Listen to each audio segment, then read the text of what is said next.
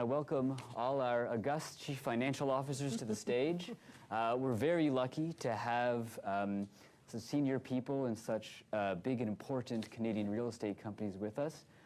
So without further ado, I just want to jump right in, starting with a topic near and dear to Bloomberg's heart, deals, transactions. We love reporting on the buying and selling of real estate, and we've been wondering lately, everyone had said, when interest rate starts falling, that's when the market will kick up again. But we haven't really seen that yet. So I just want to sort of go around the horn here. I'll start with you, Tamara. What are we waiting for? Why have we not seen the flood of transactions? Okay. I mean, there's a lag between when interest rates fall and capital availability and then deployment. So, you know, it takes a little bit of time to work its way through the system. The reason we haven't seen as many transactions in the last, call it year to 2 years is just there, as interest rates have increased, there just really hasn't been capital availability.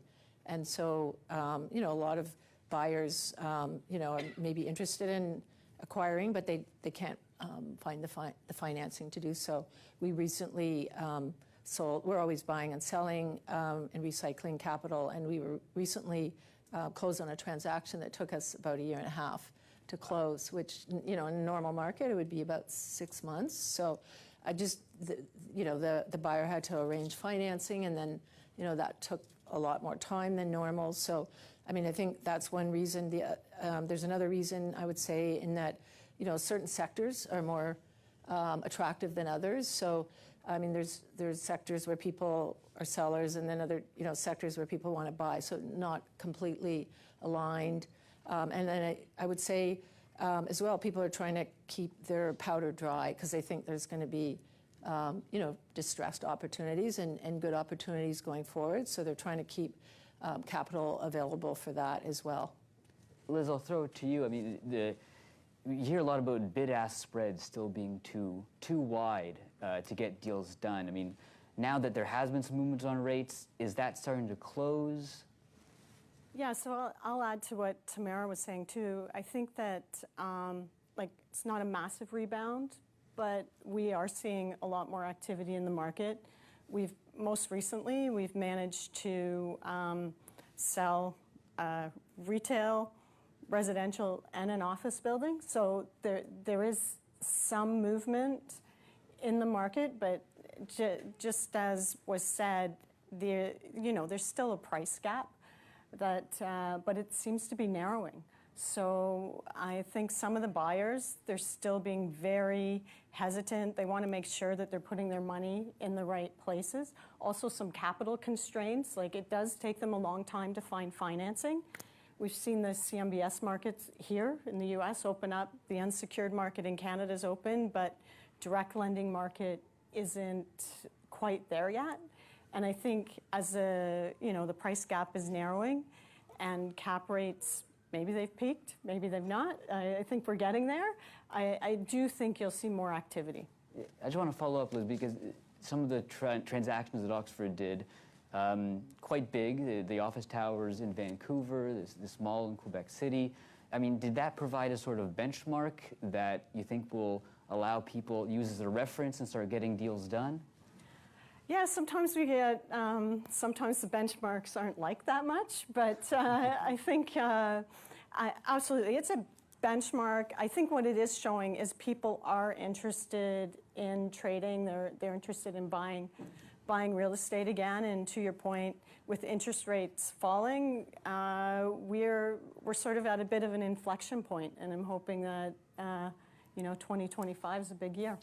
One thing to just add to what Liz said too is on the capital raising side of things, like we've seen unsecured bond issuances go up a lot this year. Like it's over 30% increase, year over year in Canada and in the U.S. So that bodes well, I think, for transaction activity picking. But that's not the full picture. Like right, as the public REIT on the stage here, I think it's been a frustrating 2.5 years, frankly, because with the rise in interest rates, I mean, the capitals, there's a huge capital outflow in the REIT sector, and, we've all been trading well below our net asset values, and basically the equity markets have been closed for a better part of 2 years, which means we really can't access the equity piece of the equation, and therefore have not transacted.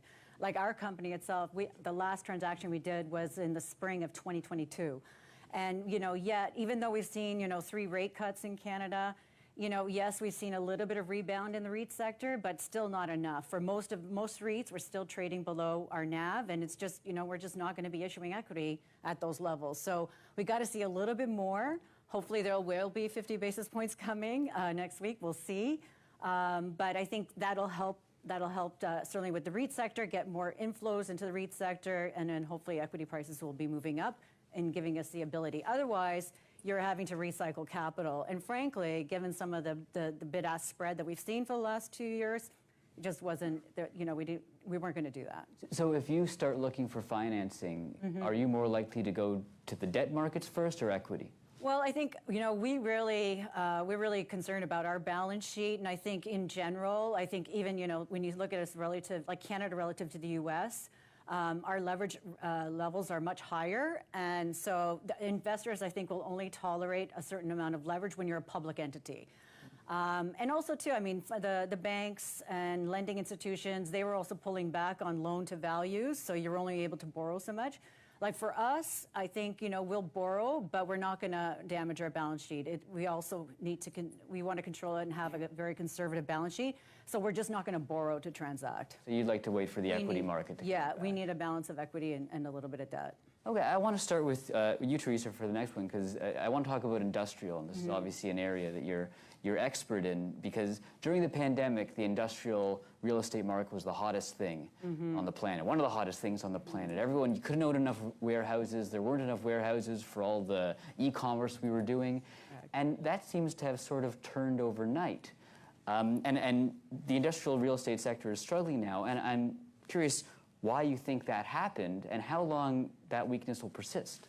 Well, I think what happened is, you're right. So I think a lot of tenants, and so would have been like distributors, manufacturers, the 3PLs in front of those types of businesses, they did lease a lot of space, and they were trying to get ahead of demand, just because there was such high demand that they were just trying to get ahead of their business needs.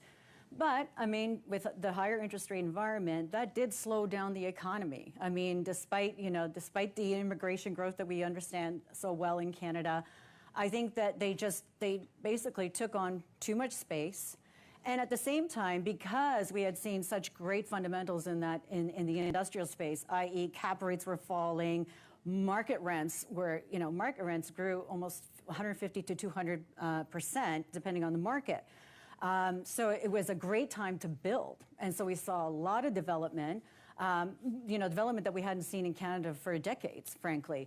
So, you have availability rates moving to below 2% that are now reaching closer to 5%. And so there's been an influx of supply coming onto the market. Demand has slowed down. And so, and then we're starting to see now market rents fall. So we've seen market rents fall across all of the big markets, including Toronto. And you're seeing negative absorption because, again, that tenant demand is there. I think tenants, given the increase in market rents, they're also becoming more efficient with their space and use. And also they're also dealing with, trying to determine what economic circumstances are in the future and not willing to commit to a long-term lease at this point in time. So I think all of that, has happened in the last year and a half.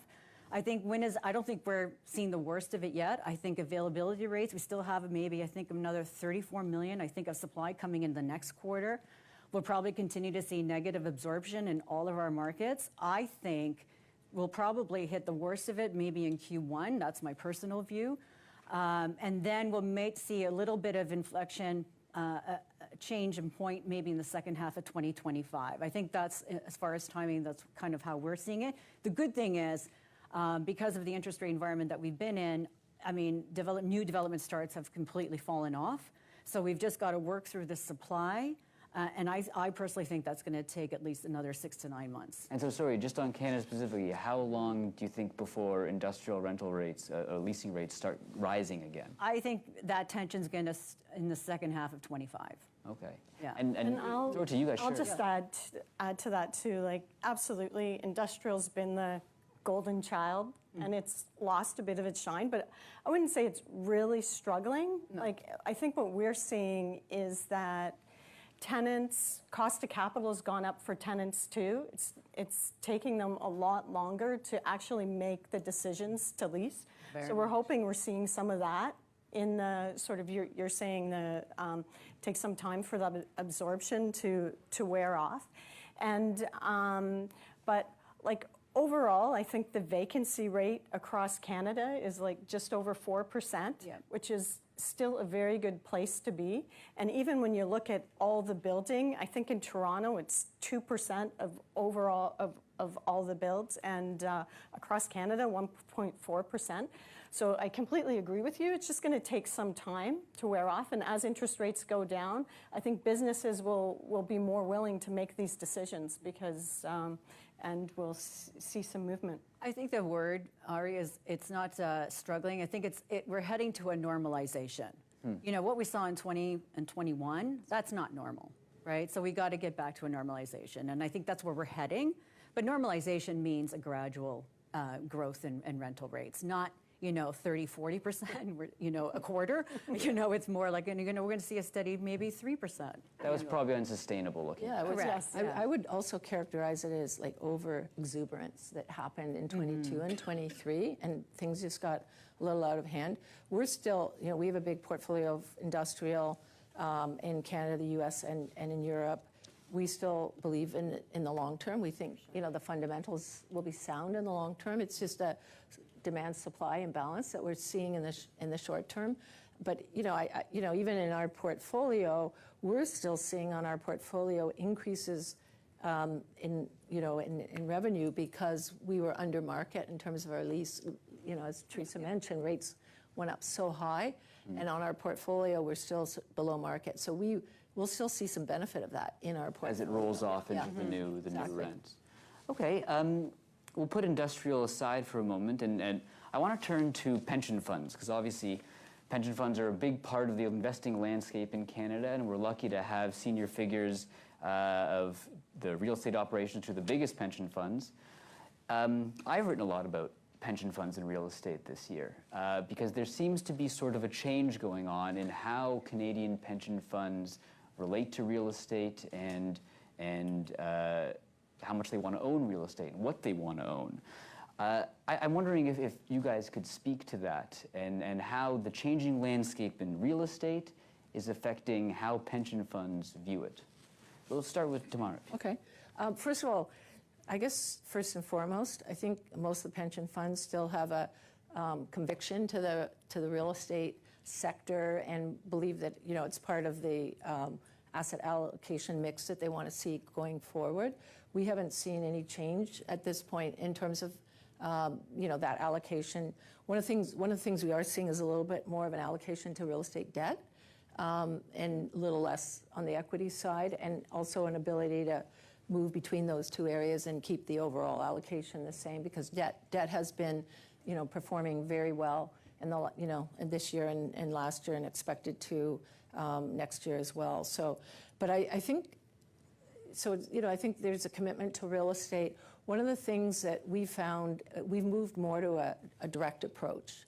At one time, and the reason QuadReal was set up was really to be able to take advantage of direct investment.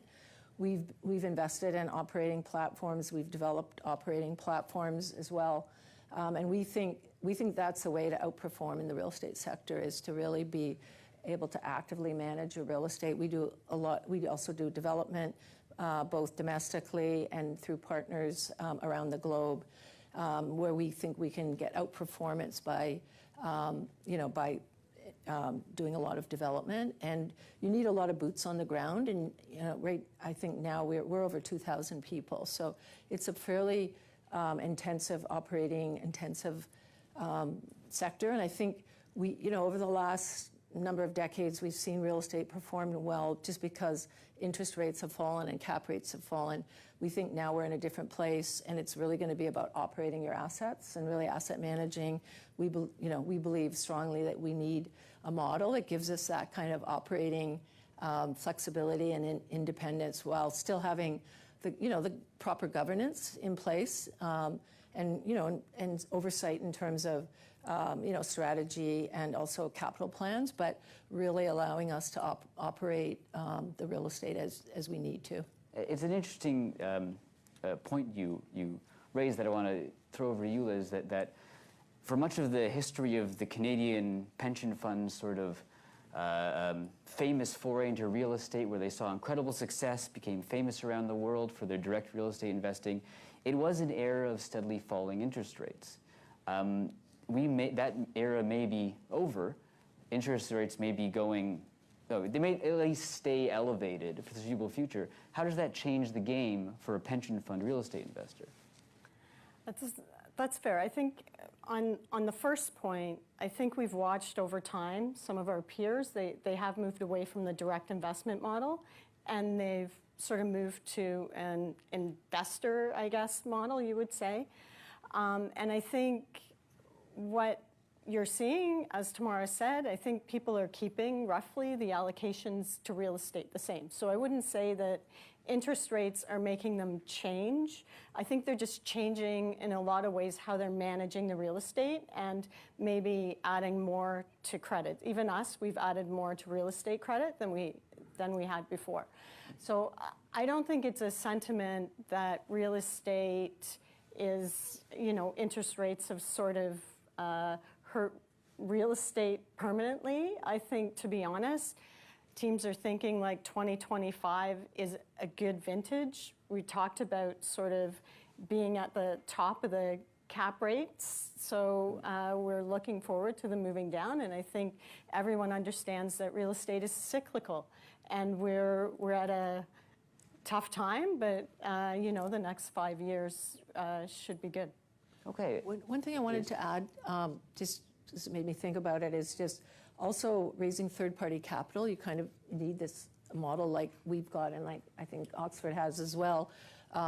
We have a joint venture with RBC where we're their asset manager for real estate, and having the model that we have with the oversight and governance that we have allows us to raise third-party capital and allows us to take advantage of opportunities.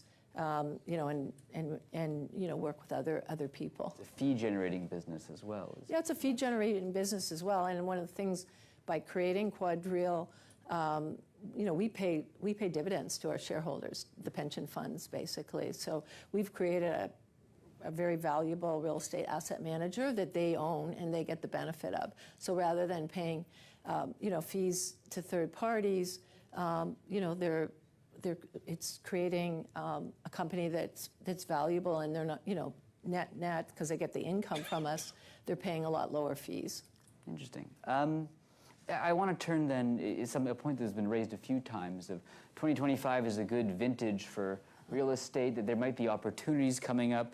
The idea of distress, we've been talking about it seems like nonstop the last 2 or 3 years. Any minute now there'd be this wave of distress, dirt cheap assets coming available on the market. Teresa, what are your thoughts on that? Are we on the verge, capital dependent, if you can raise equity, are we on the verge of a buying opportunity? You know what? I'm going to let the ladies speak to the office, sure. Because obviously I wouldn't do it justice. But I think, certainly in the industrial space, we haven't, I think we thought we would see a lot more distress, and we just haven't seen it. We haven't seen it. In industrial space, we haven't seen it. The few transactions that we've seen in the last couple of years in Toronto, for example, assets are still selling over $325 a square foot. It was maybe $350 during the pandemic. So we really haven't seen that much, price adjustment, interestingly enough. And we're still seeing private players, buy assets well below, cap rates, and, on the hope that they'll stabilize to some, level. They're buying it at 3%, thinking they're going to stabilize to 5%.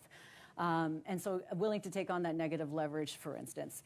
So we haven't seen the distress. My personal view is anyone who's maybe been in a little bit of stress has been able to negotiate with their lenders. The banks have been very accommodating, and they're not willing to take back the keys, unlike you see a lot more of that, obviously, in the U.S. because of the non-recourse lending environment here. But in Canada, the banks, they don't want to take over the assets. So they've been they're accommodating, or there's been just private capital that's been able to step in if there's been a distressful situation. So I know for ourselves, we haven't seen the deals, and we haven't been able to really transact on anything that we would deem would be a good value. And so we've been kind of quiet on that front. So I think it's really been a unique environment, and not just in Canada, but I mean, in Canada is a little bit, I think, stronger relative to like other markets, like the U.S. as far as distress. We just haven't seen it. Okay, so no deals in industrial. Yeah, no deals. Liz, where are we You're going to looking for turn to me for office? No, I think we also haven't really seen it either, because we really focus on Class A and trophy office space, and everyone knows there's a big bifurcation. And so we haven't seen huge price reductions in those two, Class A or trophy, to actually be interested in. And in some cases where we've seen, in a lot of cases, people have bought buildings in partnership, and we've seen in quite a few cases where if one partner's in distress, the other partner has sort of bought into the building or otherwise. So it's important to have the right partners at the right time, but we really, on the office side, haven't seen huge deals in what we're interested in Canada. So if not office, where are there the opportunities that make 2025 a good vintage? I would say I think cap rates have gone down. It's just not distressed, I guess. Sorry, the cap rates are at the right level, not gone down, but they're at the right level where we would be interested in buying in, but not at distressed sort of rates. These are office assets, or what kind of assets? Probably residential, office not as shiny a child as some of the other office classes, but certainly our investment teams, with the central banks sort of signaling rates going down, we were on our back foot, but now I think we're definitely on the front foot, sort of looking for the opportunities. But I would say more likely, everyone's looking at it now, but more likely on the residential side, because compared to our peers, we are underweight residential. So that's probably one area that we'd be interested in, and also maybe even some retail. Interesting. Tamara? Yeah, I mean, I think one of the things, we've seen a fair amount of capital raising in the fund sector. I mean, that's one of the reasons I don't think there's going to be the amount of distress that people were hoping for, because, there is liquidity and there is capital that's being, raised and ready to deploy. So, I don't think there will be the distress. There still could be some buying opportunities, but I don't think it'll be at distressed levels. Okay.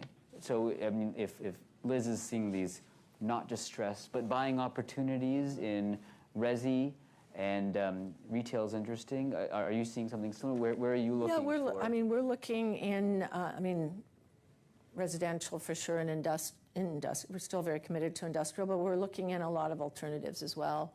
Things like data centers, self-storage, cold storage, those types of things. Even areas like student housing is an area that we're committed to, and continue to see opportunities. And then, one area that we're focused on is manufactured housing. We see, just with the issues around affordable housing, we see that as a sector that, we think is going to grow. We're a big owner of we own a large portfolio in Canada. We're looking at investing in similar portfolios in the U.S. We think it's a growing area. And it really has, it's a very fragmented business, and it has, a lot of mom and pop owners. And so we think there are opportunities there. Okay, so as soon as rates fall low enough and maybe the equity valuations or REITs get back, That's exactly. the buying spree ensues. We have only 30 seconds, so I'll wrap